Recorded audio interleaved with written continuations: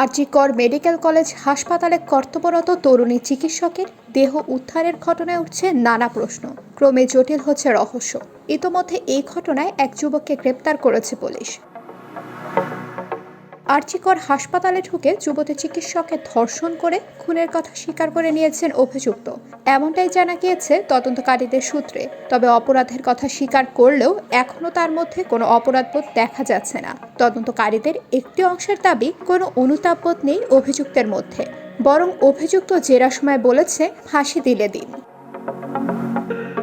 তদন্তকারীদের সূত্রে জানা গেছে, বৃহস্পতিবার রাত 11টা নাগাদ অভিযুক্ত একবার হাসপাতালে ঢুকেছিলেন, তারপর বেরিয়ে মদ খান। পরে মত্ত অবস্থায় ভোর 4টা নাগাদ আবার হাসপাতালে ঢোকেন। প্রবেশের সময় তার গলায় একটি ব্লুটুথ হেডফোন দেখা গিয়েছিল, বেরোনোর সময় যেটি ছিল না। পরে ওই হেডফোনের এই ছেঁড়া অংশ উদ্ধার হয় ঘটনাস্থল থেকে। এই হেডফোনের সূত্রে এবং সিসিটিভি ফুটেজের ভিত্তিতে পুলিশ তাকে গ্রেপ্তার করে। শুক্রবার হাসপাতালের জরুরি বিভাগের 4তলার সেমিনার হল থেকে যুবতী ওই চিকিৎসকের দেহ উদ্ধার হয়। ময়নাতদন্তের প্রাথমিক রিপোর্টে জানা গিয়েছে, তার দু চোখ থেকে রক্ত গড়াচ্ছিল। দেহের নানা জায়গায় ছিল আঘাতের চিহ্ন। অপরাধের আগে যুবতীর উপর নৃশংস অত্যাচার চালানো হয়েছিল বলেই প্রাথমিক তদন্তের পর মনে করছেন তদন্তকারীরা।